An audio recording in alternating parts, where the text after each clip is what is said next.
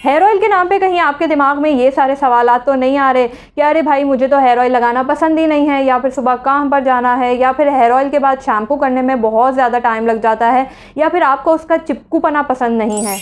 Hello everyone, welcome back to my channel.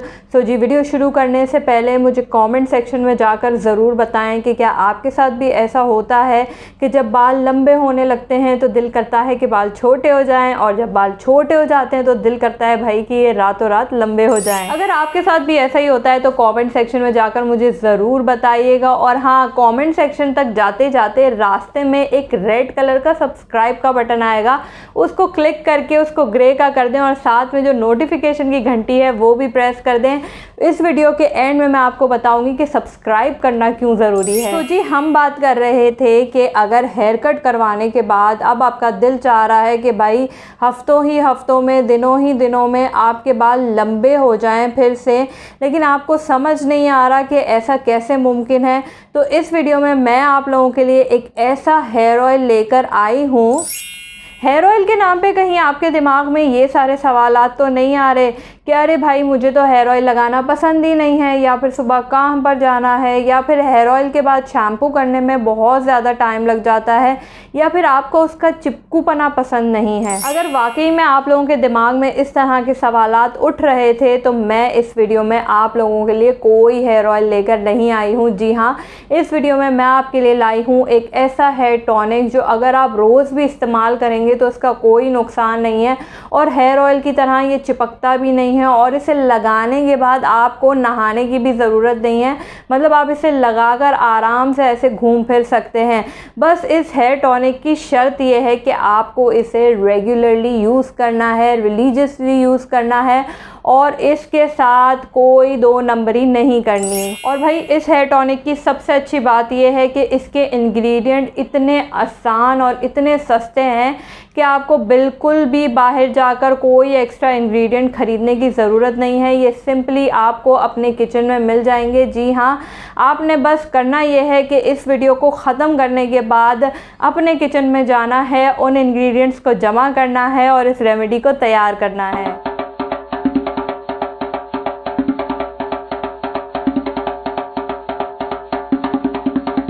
चलें जी, अब मैं आपको ये आसान सी रेमेडी बताने लगी हूँ, इसे फ़ौरन से नोट कर लें। इसके लिए आपको चाहिए होंगे कुछ 4 से 5 या 6 से 7 क्लोव्स, यानी कि लौंग, साबित लौंग। जी हाँ, दूसरा इंग्रेडिएंट जो आपको चाहिए वो है जी 2 टेबलस्पून मेथी दाना, यानी फेनुग्रीक सीड्स। जी हाँ, सिर्फ 2 ही इंग्रेडिएंट्स आपको चाहिए इसके लिए, एक है जी लौंग और एक है जी मेथी दाना। तो जी, इस रेमेडी को तैयार करने का तरीका ये है कि आपने किसी भी घर के बर्तन में, साफ़ सुथरे बर्तन में, जी हाँ, आपने उस बर्तन में मिर्च मसाले या इस तरह की कोई चीज़ें ना की हुई हो, एक साफ़ सुथरा बर्तन हो, उसमें आपने इस तरीके से 2 कप फ़िल्टर्ड पानी लेना है। जी हाँ, वो पानी लेना है जो आप पीने के लिए इस्तेमाल करते हैं, और इस फ़िल्टर्ड पानी में आपने डाल देने हैं लौंग और साथ में मेथी दाना, इस तरीके से। अब ये दोनों चीज़ें पानी में डालने के बाद आपने अपनी गैस ऑन करनी है, यानी चूल्हा ऑन करना है, और चूल्हा आपने ऐसे ऑन करना है कि आंच उसकी बहुत ज़्यादा तेज़ ना हो, यानी हमें इसे स्लो चूल्हे की आंच पर पकाना है। इसे बिल्कुल बॉईल नहीं करना, हमने इसे जलाना नहीं है। बेसिकली इस तरह से पकाने का मकसद ये है कि हमें उसके सारे न्यूट्रिएंट्स जमा करने हैं। वैसे तो कुछ लोग सजेस्ट करते हैं कि आप इसे ओवरनाइट भी रखकर इसके सारे एक्सट्रैक्ट्स निकाल सकते हैं, लेकिन उससे बेहतर ये है कि आप इसे एक चूल्हे पर स्लो आंच पर पकने दें कुछ देर, और जब इसमें इस तरीके से बबल्स आने लगें तो चूल्हा बंद कर इसे एक साइड पर ठंडा होने के लिए रख दें। इस रेमेडी को बनाने की ट्रिक ये है कि हमने जो मेथी दाना और लौंग इसमें डाला है पानी में, उसे हमें जलाना नहीं है, हमें उसके सिर्फ न्यूट्रिएंट्स कलेक्ट करने हैं। उसके लिए हमने इसे स्लो आंच पर पकाया है ताकि जल्दी जल्दी जो भी इसके अंदर इसके बेनिफिट्स मौजूद हैं वो पानी में डिफ्यूज़ हो जाएं। सो जी, जब ये मेथी दाने और लौंग का पानी बिल्कुल ठंडा हो जाएगा इस तरीके से, तो आपने एक स्प्रे बॉटल लेनी है, कुछ इस तरह से भी हो सकती है, और आपके पास जो भी स्प्रे बॉटल घर में अवेलेबल हो। इन केस आपके पास कोई स्प्रे बॉटल अवेलेबल नहीं है तो आप इसे एक खाली बॉटल में भी डाल सकते हैं, बस शर्त ये है कि वो बॉटल बिल्कुल साफ़ सुथरी हो। तो जी इस तरह से बॉटल में इसे ट्रांसफ़र करके आपने रख लेना है। आप चाहें तो जो बचे हुए लौंग और मेथी दाने के पीसेस हैं वो आप इस बॉटल में ऐड कर सकते हैं, और अगर आप ऐसा नहीं करना चाहते तो जो बचे हुए मेथी दाने और लौंग हैं वो आप किसी हेयर ऑयल में भी ऐड करके रख सकते हैं। तो जी अब आ जाता है सबसे मुश्किल काम, वो है इसे लगाने का तरीका। जी हाँ, इसे लगाने का तरीका बहुत ही ज़्यादा आसान है।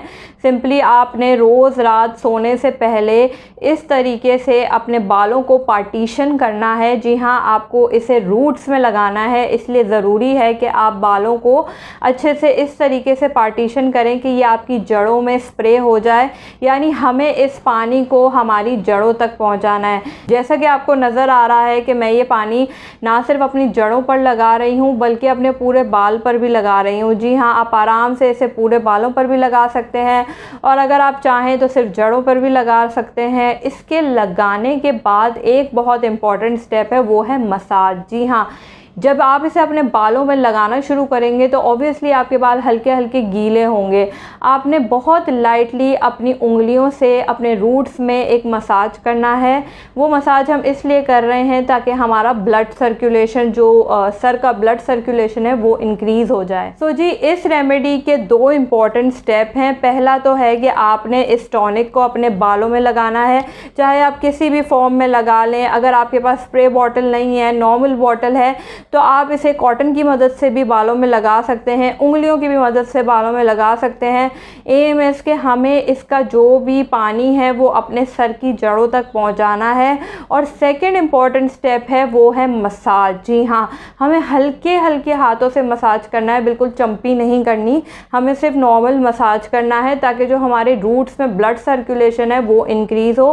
पहले हम सीधा करके सर को मसाज करेंगे, उसके बाद हम इस तरीके से बालों को उल्टा करके भी मसाज करेंगे, और ये आपने रोज़ करना है। तो जी इस हेयर टॉनिक के फ़ायदे गिनवाने से पहले मैं आपको इस हेयर टॉनिक की एक बहुत अच्छी बात बता देती हूँ। वो बात ये है कि अगर आपको भी मेरी तरह हेयर ऑयल लगाना इतना ज़्यादा पसंद नहीं है और यही प्रॉब्लम होता है कि भाई कहीं बाहर जाना है, रोज़ जॉब पर जाना है, या हेयर ऑयल लगाने के बाद शैम्पू बहुत यूज़ होता है, तो इस हेयर टॉनिक की एक बहुत अच्छी बात है, वो मैं आपको बता दूं। और वो बात ये है कि इस हेयर टॉनिक को लगाने के बाद ज़रूरी नहीं है कि आप फ़ौरन ही शैम्पू कर दें या उसी दिन शैम्पू करें। आप इस हेयर टॉनिक को आराम से लीव इन की तरह छोड़ सकते हैं, यानी हेयर टॉनिक लगाने के बाद ज़रूरी नहीं है कि आप शैम्पू करें, आप इसे लगाकर आराम से कहीं भी बाहर जा सकते हैं। जैसे इस क्लिप में आपको नज़र आ रहा होगा कि मैंने हेयर टॉनिक लगा के आराम से बालों को कंघी किया, कुछ भी नहीं हुआ, ना बाल मेरे हार्ड हुए, ना चिपचिपे हुए, कोई फीलिंग नहीं आई कि बालों में कुछ लगाया है, इवन आपको कोई स्मेल तक नहीं आएगी। तो ये इस हेयर टॉनिक की अच्छी बात है कि ये बहुत ज़्यादा हैंडी और इजी टू यूज़ है। उसके अलावा इसका एक और फ़ायदा ये है कि आप इसको रेपिटेटिवली अप्लाई कर सकते हैं एज अ सीरम। जी हाँ, अगर आपने दिन में एक बार लगाया है तो ज़रूरी नहीं है कि आप इसे दिन में एक ही बार इस्तेमाल करें। आपका जब दिल चाहे, आपको ऑफिस में टाइम मिल जाए, कहीं भी टाइम मिल जाए, आप आराम से इसे रेपिटेटिवली अप्लाई कर सकते हैं, लेकिन दिन में एक बार आपको मसाज करना ज़रूरी है। चलें जी, तो इस रेमेडी या इस हेयर टॉनिक की एक अच्छी बात बताने के साथ साथ मैं आपको कुछ प्रिकॉशंस भी बताना चाहती हूँ। और वो प्रिकॉशंस ये हैं कि जब आप ये हेयर टॉनिक यूज़ कर रहे हैं तो आपको इसके साथ कोई हैवी केमिकल ट्रीटमेंट्स नहीं लेने हैं। जी हाँ, इवन आप जो शैम्पू कंडीशनर यूज़ कर रहे हैं वो भी बहुत ज़्यादा हाईली केमिकल वाले ना हों, थोड़े से माइल्ड हों। उसका रीज़न ये है कि जब आप कोई भी नेचुरल रेमेडी करते हैं तो वो थोड़ा सा स्लो काम करती है, लेकिन बहुत अच्छा और लॉन्ग टर्म काम करती है। उसके लिए ज़रूरी है कि आप उसके कॉन्ट्रास्ट में कोई और ऐसा केमिकल ना यूज़ करें जो आपकी उस रेमेडी के बेनिफिट्स को ख़त्म कर दे। तो जी अगर आप चाहते हैं कि इस टॉनिक को इस्तेमाल करते ही आपके बाल लंबे होने लगें, हेल्दी होने लगें, उनमें एक लुक क्रिएट हो, तो बहुत ज़्यादा ज़रूरी है कि ना सिर्फ आप इस रेमेडी को रोज़ यूज़ करें बल्कि साथ में आप अपने पानी के इंटेक का बहुत ज़्यादा ख्याल ख्याल रखें, अपने आप को हाइड्रेटेड रखें, फ्रूट्स खाएं, वेजिटेबल्स खाएं, क्योंकि बालों की जो हेल्थ और हमारी स्किन की जो हेल्थ होती है वो सिर्फ हमारी रेमेडीज़ पे डिपेंड नहीं करती। उसके लिए बहुत ज़्यादा ज़रूरी है कि हम अंदर क्या डाल रहे हैं, जी हाँ, हम क्या खा पी रहे हैं, हमारी क्या एक्टिविटीज़ हैं, हमारा कितना बाहर का एक्सपोजर है और हम क्या क्या प्रिकॉशंस ले रहे हैं। ये सारी चीज़ें मिलकर एक रेमेडी को बहुत अच्छे से वर्क करवाती है। तो जी इन शॉर्ट बालों की हेल्थ सिर्फ इन रेमेडी से अच्छी नहीं होती, आपको अच्छा खाना पीना भी पड़ता है, अपना ख्याल रखना पड़ता है। तो जी आगे मैं आपको बताने वाली हूँ कि इसमें जो 2 इतने सस्ते इंग्रेडिएंट यानी मेथी दाना और लौंग का जो इस्तेमाल किया है, इनके क्या फ़ायदे हैं और ये किस तरीके से हमारे बालों को लंबा करने में हेल्पफुल हैं। तो जी ये तो आप सब जानते ही होंगे कि मेथी दाना और लौंग जो होते हैं उनकी तासीर गर्म होती है, और ये जितनी भी गर्म तासीर वाली चीज़ें होती हैं ये हमारी बॉडी को एक हीट प्रोवाइड करती हैं। हेयर ग्रोथ के लिए बहुत ज़्यादा ज़रूरी है कि हमारी बालों की जड़ों को गर्माइश मिले, जी हाँ, हीट प्रोवाइड हो। इसलिए आपने अक्सर देखा होगा कि लोग रेमेडीज़ में एक हीटिंग प्रोसीजर करते हैं बालों को और ज़्यादा नरिश और कंडीशन और हेल्दी करने के लिए। सेम यही चीज़ इस टॉनिक में इस्तेमाल हुई है, यानी कि जो लौंग और मेथी दाना होते हैं उनकी तासीर गर्म होती है, और जब हम इस तरीके से लगाकर एक मसाज करते हैं तो हमारे सर का ब्लड सर्कुलेशन इंक्रीज़ होता है, जो बहुत ज़्यादा हेल्पफुल होता है इस टॉनिक के इंग्रेडिएंट को हमारी जड़ों तक पहुंचाने में। अगर बात सिर्फ लौंग की करें तो लौंग में बहुत ज़्यादा एंटी इन्फ्लेमेटरी एजेंट्स पाए जाते हैं जो बहुत अच्छे से हमारे हेयर फॉल में, हमारी डैंड्रफ पर वर्क करते हैं। इसलिए लौंग जो होता है वो बहुत ज़्यादा रिजुनवेट करता है, यानी स्टिमुलेट करता है हमारे बालों की ग्रोथ को, और बहुत ज़्यादा हेल्प करता है हमारे बालों की लेंथ बढ़ाने में। और अगर हम मेथी दाना के बारे में बात करें तो भाई मेथी दाना के फ़ायदे तो भाई आप सबको पता ही होंगे, शायद कुछ लोग ऑलरेडी इसे यूज़ कर रहे हो डिफरेंट फॉर्म में। ये बहुत अच्छा रहता है वेट लॉस के लिए, आपकी स्किन के लिए, आपके बालों के लिए। मेथी दाना में बहुत ज़्यादा प्रोटीन और आयरन पाया जाता है, इसलिए एक बहुत अच्छा इंग्रेडिएंट साबित होता है हमारे बालों की ग्रोथ के लिए। तो जी वीडियो को ख़त्म करते करते मैं आपको एक बहुत इंपॉर्टेंट बात बताती हूँ, और वो इम्पॉर्टेंट बात ये है कि मेथी दाना और लौंग चूँकि बहुत ज़्यादा गर्म तासीर में होते हैं, इसलिए अगर आपकी कंट्री में वेदर बहुत ज़्यादा गर्म है तो माइट बी पॉसिबल कि ये आपको सूट ना करे, या ये आपको इचीनेस दे दे या पिंपल्स दे दे, इस तरह की चीज़ें कर दे, क्योंकि इसकी तासीर बहुत ज़्यादा गर्म होती है। और अगर आप गर्मी के मौसम में इसे बहुत एक्सेसिव यूज़ करेंगे तो शायद ये आपको सूट ना करे, मे बी सूट कर जाए लेकिन प्रोबेबिलिटी है कि शायद सूट ना करे। इसलिए मैं रेकमेंड करती हूँ कि विंटर्स में तो आप आराम से इसे रोज़ इस्तेमाल करें बेफिक्री के साथ, कोई इसका नुकसान नहीं होगा और ये सबको सूट करेगा बहुत आराम से। और एक बहुत अच्छी बात मैं आपको बताऊं, ज़रूरी नहीं है कि हर चीज़, हर रेमेडी हर किसी को सूट कर जाए, लेकिन जिनको ये रेमेडी सूट कर जाएगी यकीन माने उनका हेयर ग्रोथ बहुत ज़्यादा तेज़ी से होने लगेगा। सो जी यहाँ मैं आपको बताऊं कि इन केस अगर आपका वेदर गर्म है तो आप इसे हफ्ते में सिर्फ 2 से 3 बार रेस्ट्रिक्ट कर दें, यानी 2 से 3 बार से ज़्यादा इस्तेमाल ना करें। सर्दियों में आप इसे बेशक रोज़ इस्तेमाल करें, ये कोई नुकसान नहीं है, इनफैक्ट आपको इसका फ़ायदा ही होगा। चलें जी इसी के साथ करती हूँ वीडियो को एंड। उम्मीद करती हूँ आपको वीडियो पसंद आई होगी। अगर वीडियो थोड़ी सी भी पसंद आई हो तो इसी वक्त मेरे चैनल को सब्सक्राइब कर दें, मेरी वीडियो को लाइक कर दें, अपने दोस्तों के साथ शेयर कर दें, और कमेंट सेक्शन में जाके क्या बताना है ये तो आप लोगों को मालूम ही है। मिलती हूँ आपसे नेक्स्ट